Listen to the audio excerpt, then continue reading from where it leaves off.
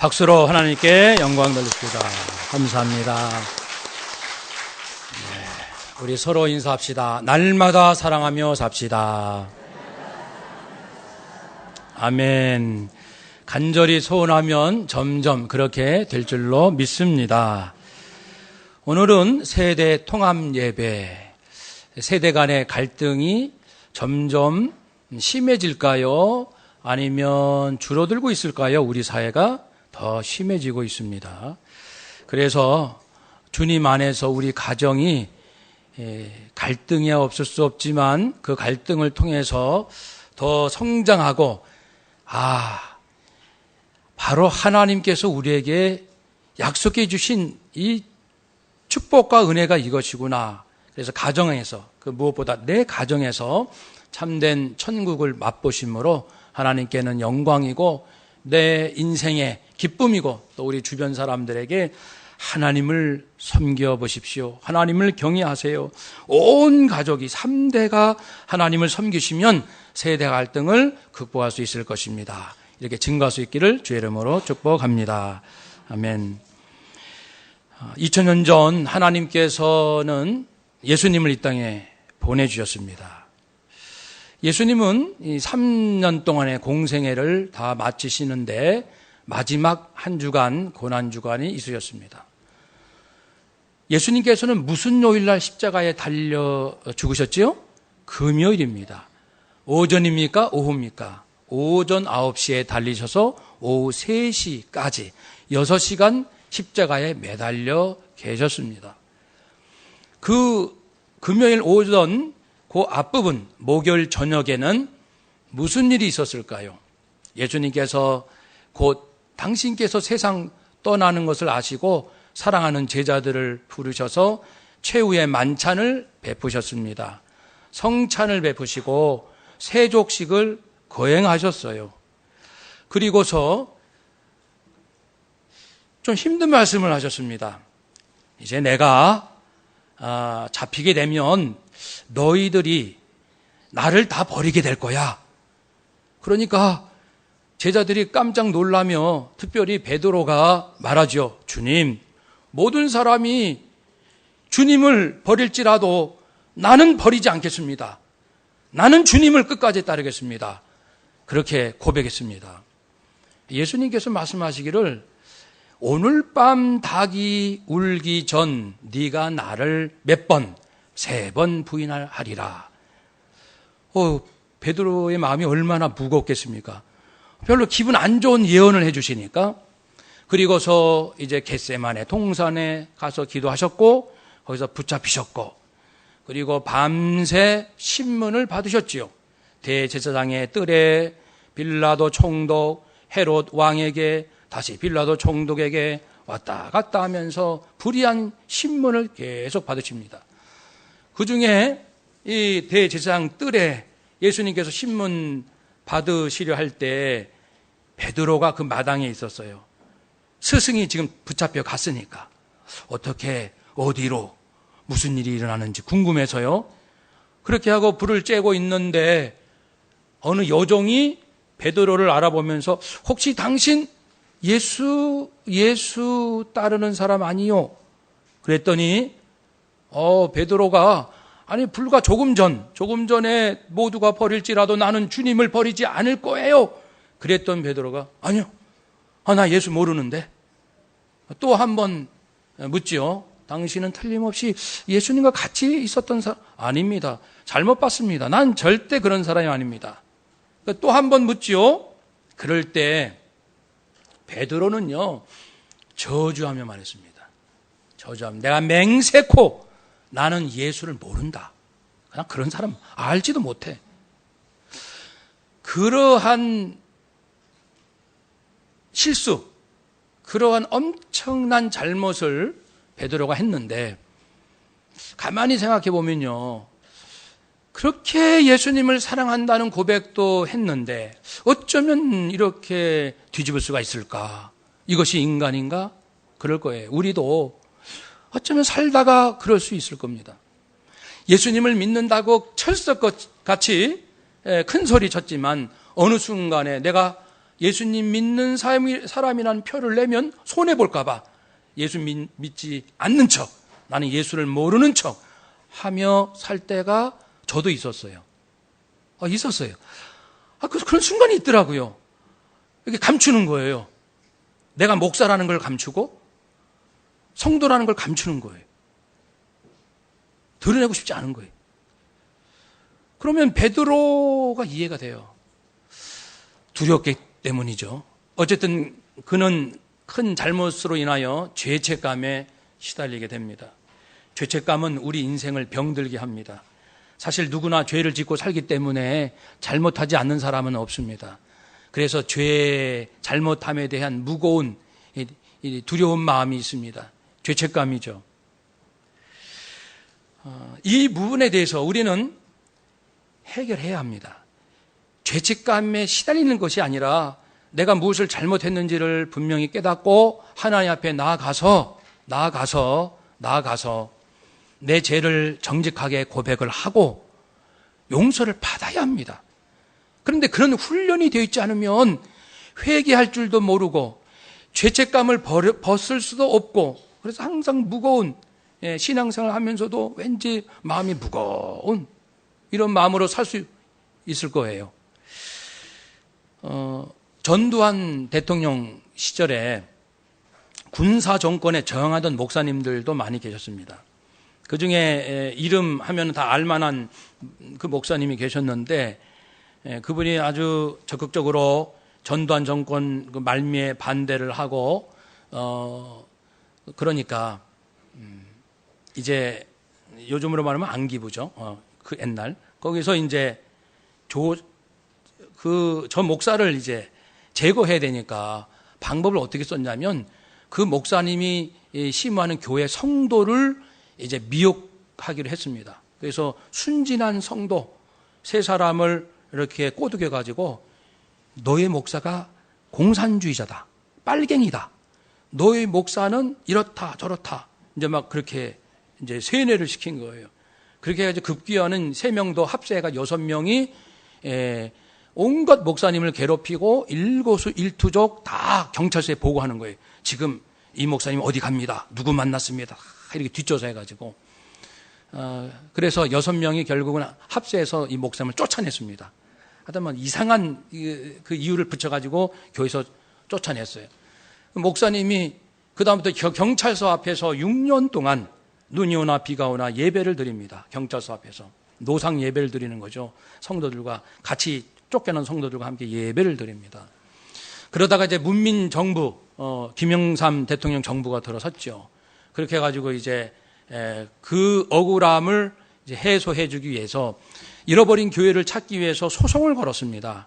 그래서 소송하는데 이 목사님이 법정에 와 있고 이제 그 피고인인 6명이 와야 돼요. 그 증언하기 위해서 사실을 어떤 일이 있었는지. 그런데 놀라운 것은 그 법정에 6명 중에 한 사람도 안 오는 거예요. 알고 보니까 6년 안에 다 죽었어요. 6명이. 병으로도 죽고 교통사고로도 죽고 이상한 사고로도 죽고 6명이. 그래서 사람들이 저주받았다, 이제 그렇게 얘기하죠. 목사님을 저렇게 괴롭히더니 저주받았구나. 물론 근데 저주라기보다도 죄책감이에요. 죄책감. 자기가 나중에 정신 차리고 보니까 내가 우리 목사님에게 몹쓸 짓을 했구나, 그걸 깨달은 거예요. 이건 잘못했다. 분명 우리가 속았다. 권력기관에 우리가 속아서 이용당했다.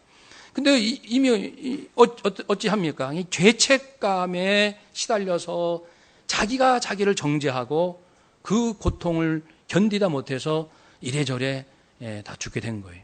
그래서 그건 좀 유명한 사건이었어요. 여러분, 누구나 잘못할 수는 있어요. 그런데 자기의 죄가 깨달아질 때는 회개하면 됩니다. 진실로 말입니다.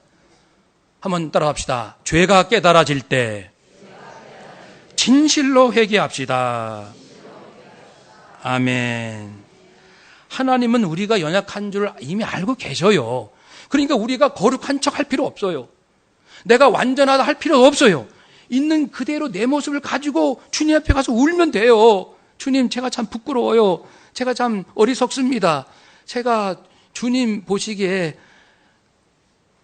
고백을 하고 진정으로 회개하고 진심으로 주님의 용서를 받아들이면 됩니다. 그런데 예수님을 팔았던 가룟 유다는 죄책감으로 자살했고, 이 베드로는 죄책감으로 계속 시달리고 있는 중이에요. 지금 진행 중입니다. 사건이 어떻게 전개됩니까? 이제 예수님은 십자가에 달려 죽으셨습니다. 시신이 내려오셨습니다. 이제 안장되었습니다. 금요일 저녁, 토요일 하루 종일, 그리고 이제 주일날 새벽에 예수님은 부활하셨습니다. 그리고 제자들에게 여러 차례 나타나셨습니다. 그 중에 세 번째 나타난 사건이 오늘 본문입니다. 이 본문 바로 앞에 보면은 예수님이 이제 부활하셨어요. 베드로는 죄책감에 시달려 있고 다른 제자들도 마찬가지입니다. 우리가 떳떳하게 내 스승이 붙잡혀 갔을 때 우리가 그를 지키지 못한 그러한 아픈 마음들 다 제자들이 있어요. 주님 영원히 이 땅에 우리 함께 있을 줄 알았는데 죽으셨잖아요. 그러니까 혼란스러운 거야, 인생이. 도대체 이게 뭐지? 우리가 예수님을 왜 따라다녔지? 불안도 하고 괴롭기도 하고 두렵기도 하고, 그래서 다시 생계로 돌아가서 고기 잡습니다. 갈릴리 호수에 가서 또 먹고 살아야 되니까 자기 직업으로 돌아갔어요. 근데 밤새 고기를 못 잡았습니다. 그때 예수님이 나타나십니다. 부활하신 예수님께서 말씀하십니다. 오른쪽으로 그물을 던져라. 그래서 그물을 건져 올렸더니 고기가 많이 잡혔습니다. 예수님께서는 무태에 계셨습니다. 숯불이 피어 있고 생선을 좀 가져와라. 그래서 고기를 구워 잡수셨고 나눠 먹으셨습니다. 그리고서 그 7명의 제자가 있었는데 그 중에 베드로에게 가까이 가십니다. 가까이. 그러면 베드로가 놀랬겠죠. 예수님, 가뜩이나 예수님에 대한 두려움이 있는데 예수님 가까이 오시니까 떨리지 않겠습니까? 예수님께서 말씀하십니다. 그들이 조반 먹은 후에 예수께서 시몬 베드로에게 이르시되 요한의 아들 시몬아, 원래는 이제 시몬을 하지 말고 게바라 하리라, 반석이라 하리라 이름을 바꾸셨잖아요. 그런데 옛날 이름을 예수님 부르십니다. 그것은 베드로, 너는 자격이 없어, 자격 박탈의 의미가 아닙니다. 이제 네 자신을 돌이켜보라는 하나 예수님의 그 의도가 있습니다. 시몬아. 그 다음 질문이 중요합니다. 내가 이 사람들, 이 제자들 6명 여기 있는 사람들보다 나를 더 사랑하느냐? 한번 따라 합시다. 나를 더 사랑하느냐? 왜 이런 질문을 하실까요? 예수님은요, 베드로의 마음을 아실까요? 모르실까요? 그 깊은 속마음을 아십니다. 예수님은 전지하십니다. 모르는 것이 없으세요. 지금 예배 가운데 있는 우리들 마음, 유치부 아이들 마음도 다 알고요. 아동부, 중고등부, 청년부, 어른들 마음 다 알고 계십니다. 내가 하나님에 대하여, 예수님에 대하여 어떤 마음을 갖고 있는지 다 아신다는 거죠. 그래서 나다나엘 보지도 않고 그 사람은 간사함이 없는 자로다 말씀하셨고, 예수님을 정죄하려고 거짓된 의도를 가지고 예수님께 질문하는 사람들이 다가오면, 예를 들면 바리새인, 사두개파, 그 중심을 딱 간파하시고 예수님께서 먼저 질문도 하셨고 다 아십니다. 예수님은 내 마음 다 아셔요. 그러면 베드로의 그 진실, 그 저 속 깊은 곳에 무슨 마음이 있을까? 예수님을 사랑하고 예수님을 위하여 생명까지 바치겠다고 한 그 중심, 그 진정한 사랑은 예수님이 인정해 주시는 거예요. 그걸 알고 계시는 거예요. 비록 행동은 배반했고 부인했고 그랬지만은 그래도 그 마음속에 나는 예수님 사랑하고 싶어요. 예수님을 위해서 충성하고 싶은데 어쩌자고 내가 이렇게 예수님을 배반했는지. 그러니까 저 깊이 예수님을 사랑하는 마음도 있고, 또 여차저차 살다 보니 순간 두렵기도 하고 불안해서 예수님을 부인하기도 했고, 이게 다 같이 있는 거예요, 베드로 안에. 예수님은 두 가지를 볼 수 있었습니다. 예수님을 배반한, 부인한 그 마음, 또 하나는 예수님을 사랑하는 그 속 깊은 마음, 두 마음을 다 알고 계십니다. 중요한 것은, 오늘 말씀의 포인트는 둘 중에 예수님은 베드로의 속마음을 인정해 주시고 속마음을 드러내 주시고 그 예수님을 그래도 여전히 사랑하는 그 마음이 빛이 나도록, 그래서 그의 자존감을 회복시켜 주시고 다시금 주님과의 관계가 회복하도록 질문을 너 나라 사랑하지? 사랑한 줄 아시고 그걸 드러내는 기회를 주시는 거예요. 우리 보통 사람들은 혼낼 이유가 있으면 되게 나무라고 책망하고 그것을 물고 늘어지는 악한 습성이 우리 안에 있습니다. 그러나 그 속에는 비록 행동은 좀 잘못했지만 속에는 여전히 사랑이 있고 그 속에는 학생들이 나 여전히 공부하고 싶은 마음이 있거든요. 아니 공부하기 싫은 학생이 어디 있어요?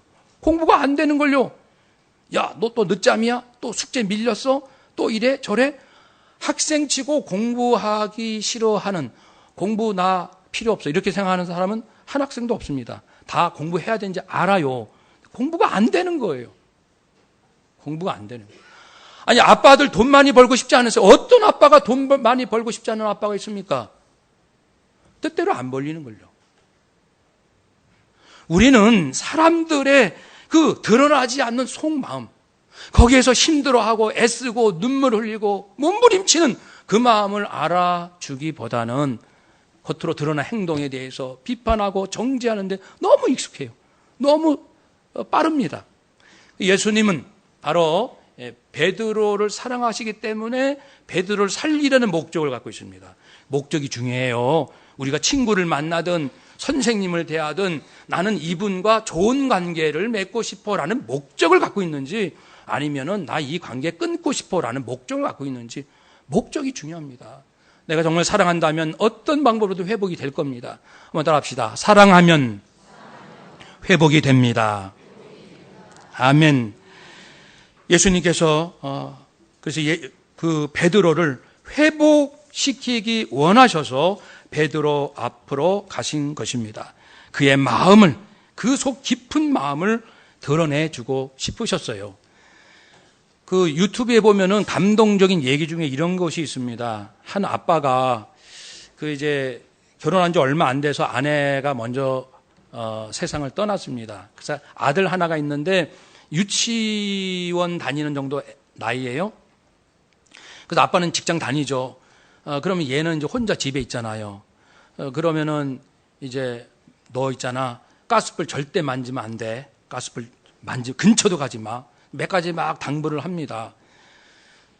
근데 어느 날 퇴근해서 집에 왔어요. 난 몹시 피곤했습니다. 오늘 좀 일찍 자야지 하고 그 침대 이불 속으로 바로 들어갔습니다. 씻지도 않고 들어갔는데 뭐가 물컥거리는 거예요. 뭘까요? 컵라면. 컵라면이 엎질러진 거예요. 이불 속에서. 그걸 찼으니까. 근데 이 아빠가 화가 이만큼 난 거예요.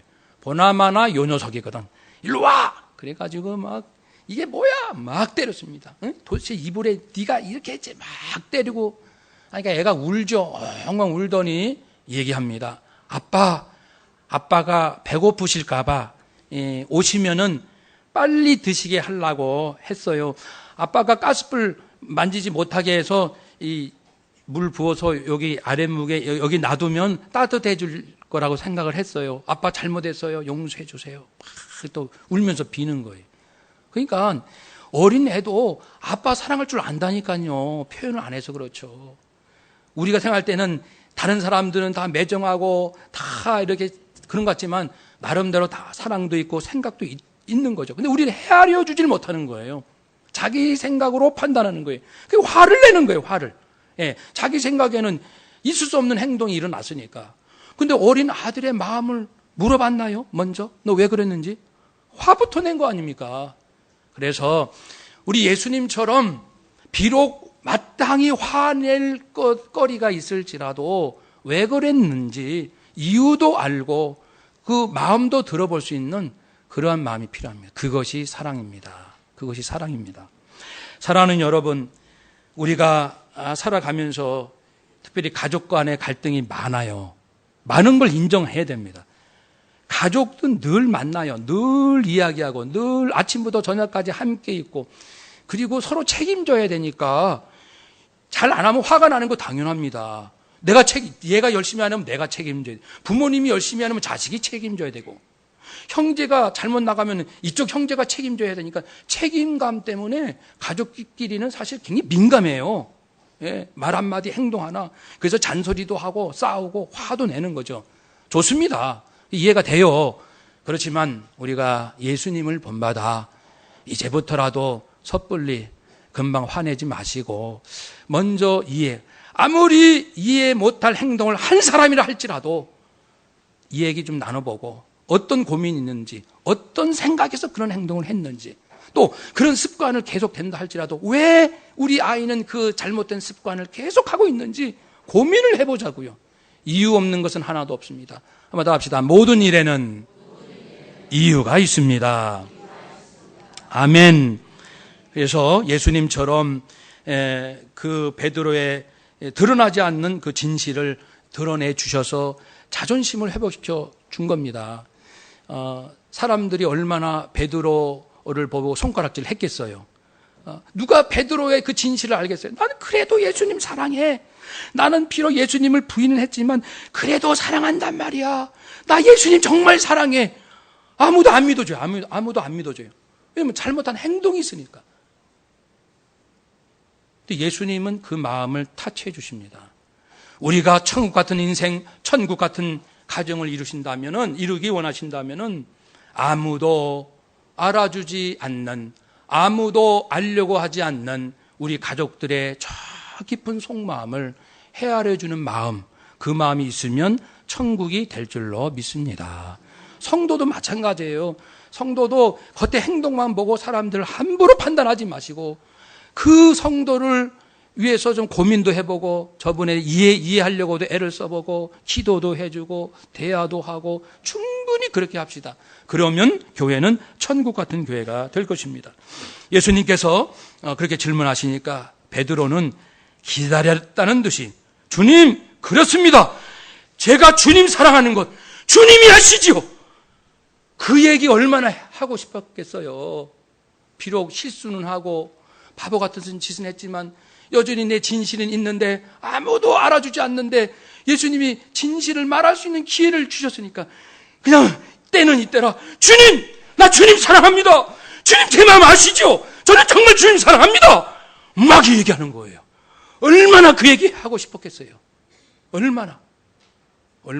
그래서 예수님께서 그래, 아신다는 것이죠. 그래, 내 양을 먹이라.